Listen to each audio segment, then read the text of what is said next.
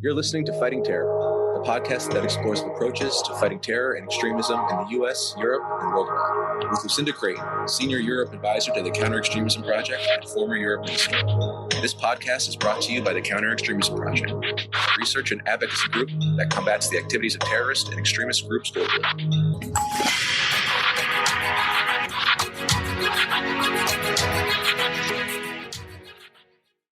I have always made the case that when we're talking about illegal content that we've all agreed is illegal, then you can justify focused measures, including the use of focused tech to try and deal with that particular problem. And again, if you're willing to countenance the use of tech measures to try and deal with copyright and counterfeit, then I can't see why you can't accept that you should be able to use tech measures to deal with clearly, demonstrably illegal terrorist content.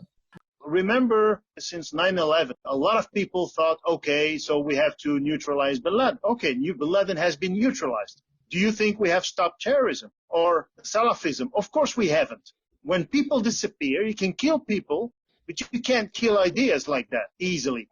And the problem is that the ideology continues to be funneled and disseminated in our communities. And that's what needs to be addressed, be it for far right, for far left, or for Islamic extremism. Given your experience with Prevent and with grassroots and community involvement over the years in different guises, if there were one thing that you could change, what would it be to improve the outcomes of the Prevent program? The first one, exactly as Saad said, engage the right people. If you're engaging the wrong people who are, even if inadvertently, exacerbating division and polarization, then we're just making the problem worse. We've got to find a better way of managing that risk through custody and in the community. We do have the available expertise. We need a different way of applying that expertise, and we need a different way of operating that expertise. It simply takes political will to do that. And so I hope the DCA will foresee a liability for amplification and a duty of care put on the company for the way they remove from the platform the hate speech and the harmful content with quite high financial sanctions, impose full transparency of the algorithm, having an oversight mechanism. I would like to see an EU agency to monitor the way the different platforms abide by these new obligations. That would be, for me, the next step. So, Joshua, I know you were involved in a really interesting study for CEP, which was commissioned by the German Foreign Ministry. And that looked at the internationalization of this problem and the nexus between a range of different countries. What were the key findings in that? I mean, are you seeing transnational trends here? Is this becoming more of a factor in the online dimension of right-wing extremism? So what we found was that various parts of the American and European extreme right have really been increasing their connectivity. And this has been based around shared ideology. It's been around events primarily in Europe related to music festivals, related to sport, and that these are really points of convergence for both movements. What are some of the key observations that you've made in the report? Sure. Well, it's, as you've said, it's a report about illicit trade. We are looking at extremism, organized crime, and corruption in the East African region, and the way in which illicit trade is the common denominator, the common thread between these threats, the thing which draws all these groups to the region. And the reason why illicit trade is the common thread is it's partly because it's attractive, it's lucrative, it's predictable in terms of finance compared to, say, kidnapping or ransom, and it's low risk as compared to theft.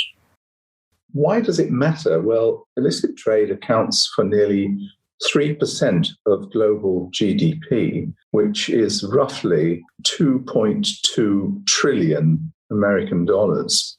I think it'd be interesting just to understand from your research specifically the impact of social media platforms on terrorist financing and where it interplays with all of this. Yeah, it's an indispensable tool, to be totally honest. I mean, as they are early adopters of cryptocurrencies, as it is wonderfully well documented, not just by CEP, but by many organizations, in the last couple of years, the whole space of social media platforms and messenger services is an operational tool of terror organizations. I'm not saying this technology was created therefore, but there were no safeguards in place to prevent that either. There is an overwhelming feeling that countries to the east of Germany are a Shangri-La for far-right radicals. And the 2015 migrant crisis and the behavior of the governments of the region seem to validate this point of view. These are homogeneous societies, predominantly white, traditional, Catholic, religious, you can even say, to some extent, or at least some of them. Yeah. And in these conditions, if you mix that up with images like the, Independence Day march in Poland, where, allegedly 60,000 nationalists marched down the streets of Warsaw, a very exaggerated headline, just to be sure, that makes the case for a perfect, Shangri-La, a place where you just land and you can live your life if you're a far-right radical. One of the issues that we've been dealing with in the US, I think really worldwide, has been how has COVID affected conspiracy theories, and in particular, how that's affected the Jewish community. And unfortunately, as people have looked to figure out a scapegoat for, who's responsible for COVID, the Jewish community has received an unwarranted amount of attention. I think the threat of terrorism is changing, but it is continuing. So for us to say, okay, we are leaving Afghanistan, goodbye, we took care of everything, we took care of Iraq, honestly, we did not take care of anything, right? The threat of terrorism is still there. It's changing and it's adapting. I mean, terrorist organizations have been great at adapting to changing conditions. They are rebranding themselves. So you had two communities which had different senses of the legitimacy of national identification. British Unionists on the one hand, in the slight majority, Irish nationalists on the other. This was fueled by a historical attachment to different religions. So broadly speaking, the history of Irish nationalism had gained enormous strength in terms of grievance, in terms of organisation, in terms of identity from its attachment to Catholic communities in Ireland, whereas the Unionist community of the Northeast was very much one which identified with Protestantism, not only as a series of denominations, but also as the religion which dominated in Britain. If the companies would be liable for pushing people towards extremism, hate, disinformation, there would be court cases, there would be huge sums for the companies to pay, and then they would put their best engineers on fixing that because they can. But in looking at right-wing terrorism, we shouldn't forget that there are other threats out there, but always keep reminding ourselves it's not just a problem of Islam and Islamist extremism. There's extremism that occurs in the context of any kind of ideology, no matter how benign in most of its obvious principles, there can be extremist and violent fringes of it. So we've got to adapt to counterterrorism policy that doesn't focus on just one particular type of terrorism. I do think that right-wing terrorism is going to pose a greater or at least equal problem for the US and indeed for other countries as well, because the transnational connections among these different groups are growing.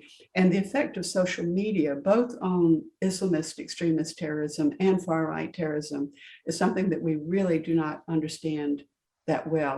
What we know is that Al-Qaeda has no shortage of enemies around the world or around the region.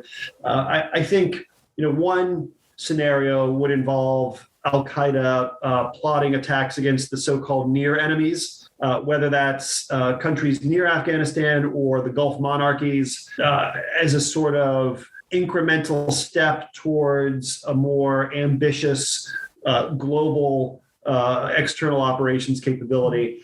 The flip side of this coin is that just as Al-Qaeda and potentially other terrorist networks are reconstituting themselves in Afghanistan, our ability to collect information about them is going to be severely degraded. I hope you've enjoyed our discussion. Please don't forget to like, comment on, and share this episode. You can find out more about fighting terror and the Counter Extremism Project on Twitter using our handle @FightExtremism and on the homepage of our website.